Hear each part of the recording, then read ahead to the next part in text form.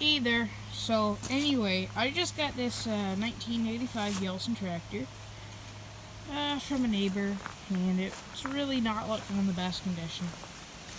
I treated him an old Chinese dirt bike for, and well, not really dirt bike. Sorry for the quality. I had my finger over the thing.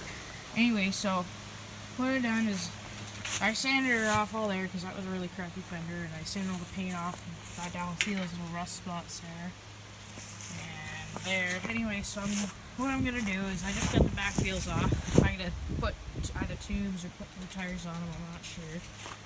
And but I just got the flywheel cover off, and I tried it, and the starter seems to be bad. So what I think I'm gonna do is I just popped the flywheel cover off.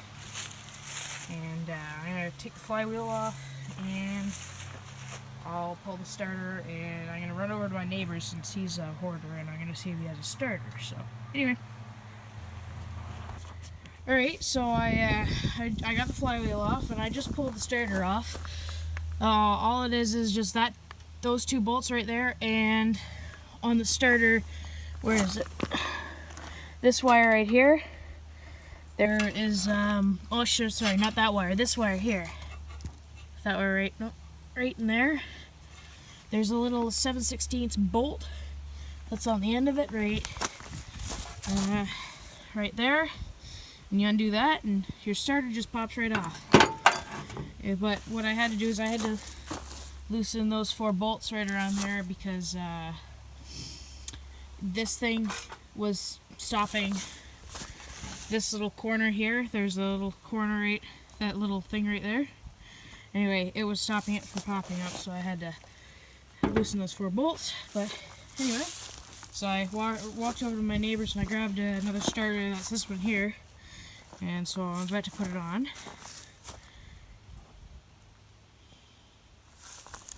And yeah, so I'll come back when it's on. Okay, so I'm back now, and I just tightened up these two bolts here, and I tightened up those 4 bolts around there, and I think I stripped this one right here, but I'm not sure, so I just left it alone. But when I was taking the flywheel off, as you can see, I broke a piece off the thing there, but it doesn't really matter that much since it's not on the threads. But really, when you're taking these things off, you really shouldn't pound on them. You should get a brass hammer. That works much better because it won't break that like it did. But you got to be really careful that you don't mess the teeth up on the bottom of the flywheel when you're taking these off. So you should get a pry bar that you can stick underneath of it, and then push up on the pry bar, and then tap the top of the crankshaft, and the flywheel should just pop up. But you should always have the nut on so the flywheel doesn't pop up and land on your foot. Just screw the nut on just down to about like there so you can tap on the top of it. And yeah, so I'll put the flywheel back on and see you then. Oh, and just a side note, when you're taking the flywheel off, be very careful not to lose this. This goes right into that little channel right here. And anyway, when you're taking them off, be very careful not to lose them because they're really small, and they're hard to find if you lose them. So yeah.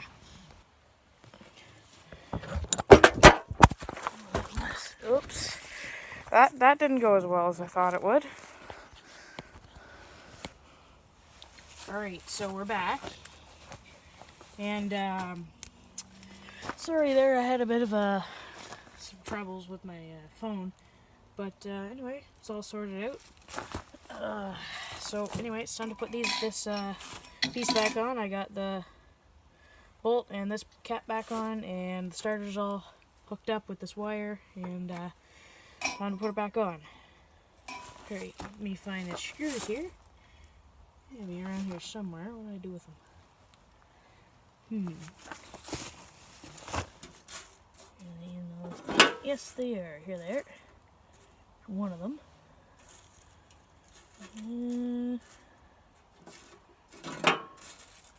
Well, I found one of them, so yeah, oh, there's a bolt. Well, I'll come back when I find them. Well, I'm back, and unfortunately, I have somehow dropped one in between where the gear shifter is, and lost it in some weeds, and I cannot find it, so I'll have to make do with two for now, and I'll find another one later. Now, get this lined up here.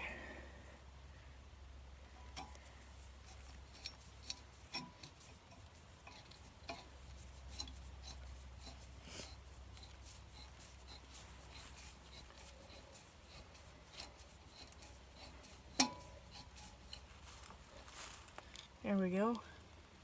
Now, sorry about earlier and not being able to show you what I was doing.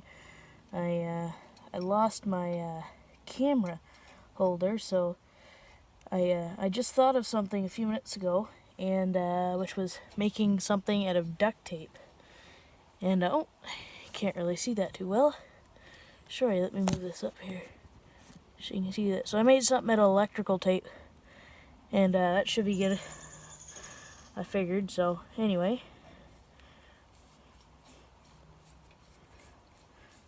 okay, this is taking forever, and not the best screwdriver either. But anyway, so put it back together. I'm gonna have to figure out the solenoid because the solenoid's dead as well. And yeah, well, now mind you, when I got it, there was no solenoid on here, and I had to put one on from my neighbor, and that one was dead. So I shall have to go over and find another one from his place. But yeah, so that's back together. I have the new starter on. Oh, and make sure when you're putting the new starter on, if it's used and you don't get one from the store, make sure you count your teeth on the starter gear here, because if you don't and there's an extra or less teeth, it won't match up with the gears on the flywheel. So yeah, anyway, in this case it was 16. There's 16 teeth on here. There's 16 teeth on the other one, so that was good. And this is the only one he had like it. So, apart from that, the only other issue I have is the solenoid, and I should be able to hook a battery up to it and test it and see if it works. So, the reason I know the starter's bad is because, I'll show you here. This here, the spring is gone in it. So when you bring it up, it just stays there, and you just can play with it and do whatever. Now there's a spring right up in there, you see, and oh, sorry, like that, right up in there, you can see, and it's just doing absolutely nothing. So anyway, this one's better because this actually works. Anyway, so that's how I knew the starter was bad, and then I'm not getting any power to the starter, and so that would be the solenoid there. So I have to replace the solenoid, and then I have to sort out the wiring here because that's all messed up. I have no idea what goes where. So once I get that sorted out, I should be able to check for spark. I'm going to spray some carb cleaner down here, see if she gives it a pop, and apart from that, depending on what the carb's like, I'll rebuild the carb. But yeah, anyway, but so if this curb turns out to be complete and total junk, my neighbor's got two more over there that look in decent condition. I don't know what the insides are like, but this one had no air cleaner on it when I got it. It was sitting in a box with many other parts that were not on it, so I just kind of zip tied the oil dipstick down because it was not attached.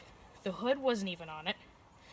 The hood was, the hood and the front grille were just set on here, and they really weren't doing anything, so I bolted everything on, made sure everything fit, put it all together, made sure everything was here, brought it over here, and I've been working on it. I haven't really been working on it for the past month or so, because I've been doing a lot of other stuff, but I now have time to work on it, so I'm working on it. Anyway, so now I think it's an 18 horse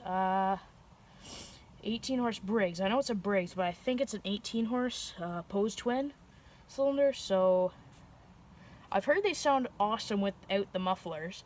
So when I get it running, I might take the muffler off and see what it sounds like. But anyway, so right, till next time, see ya.